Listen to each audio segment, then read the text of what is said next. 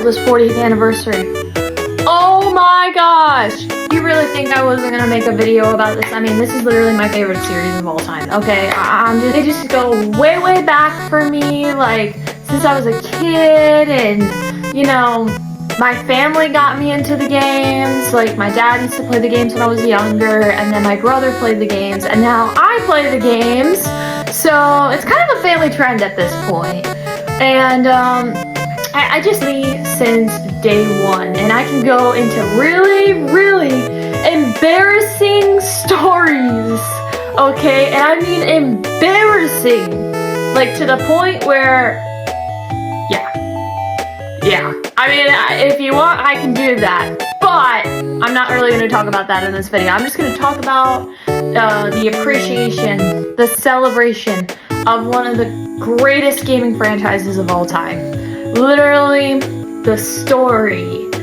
But you have such an amazing story, maddening puzzles, such beautiful music, and oh my gosh, the prince saves the princess evolution of the games. You know, how they started from like this 8-bit, you know, stuff.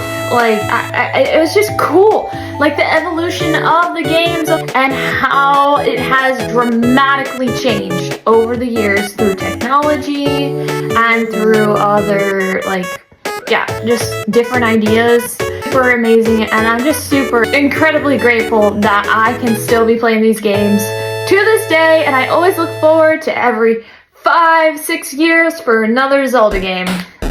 So hopefully soon. I think it's been probably a few years since there was a game. I mean, I just had Echoes of Wisdom, but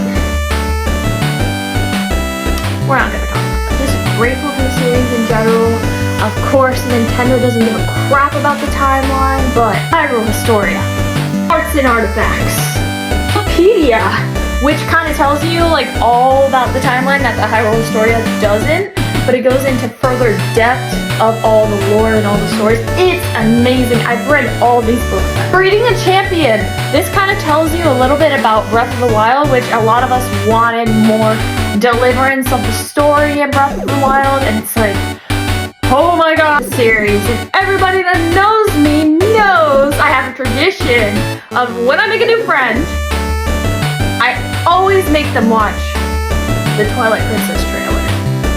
Okay. Like, I know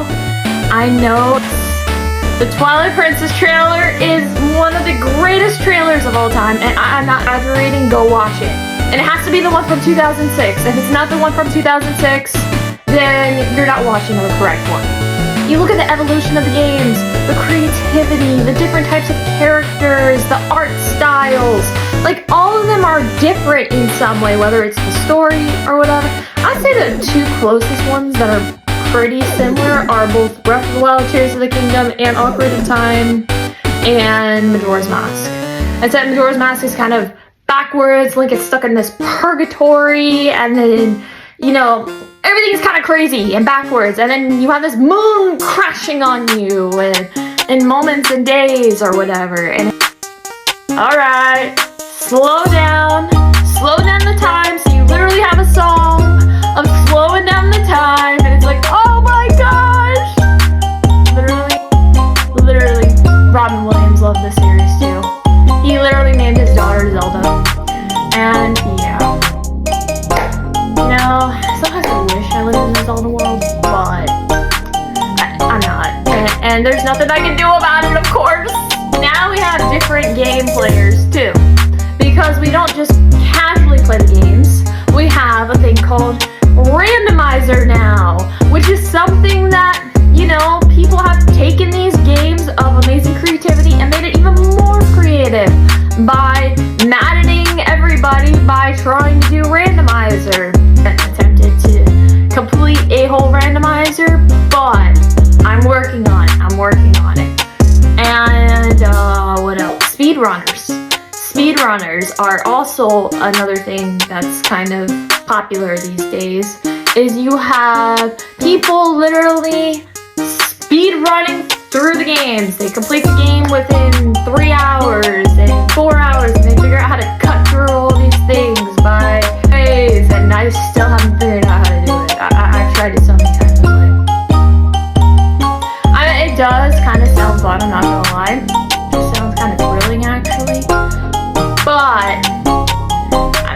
but then you're skipping a whole board. That's the problem with speedrunning. It's like you're skipping all the lore. Stop doing that. Anyway, it's hard. It hits home. And now we have different remixes of the beautiful music, which I probably listen to every day of my life. If you think I'm kidding, I'm not kidding at all. Like, I literally listen to this music every single day, probably. And yeah. So, but I'm literally so grateful for the series just because how amazing. And we still have, like, so much in store for this franchise. If Nintendo plays their cards right, this could be amazing. I'm still yet waiting for a Twilight Princess sequel though. And I know a lot of people. Where's the Twilight Princess sequel? Because we have a movie. We have a freaking movie coming out. Oh my gosh. And finally, they made his hair blonde. I was so worried because the person that they picked for Link, I was like, hair, that's just not gonna do it. I'm sorry. It's not. Okay?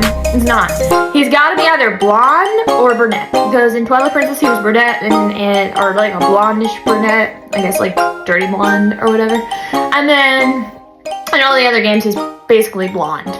And Skyward Sword I think he's also like dirty blonde too. So yeah. But oh my gosh. You get the point though. This is cuts deep to the core. And I'm sure I'm not the only one. There's a lot of people. I hope you enjoyed this video.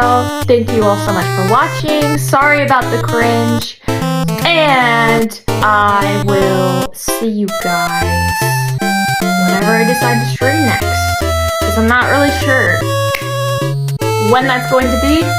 But when I do, see you next.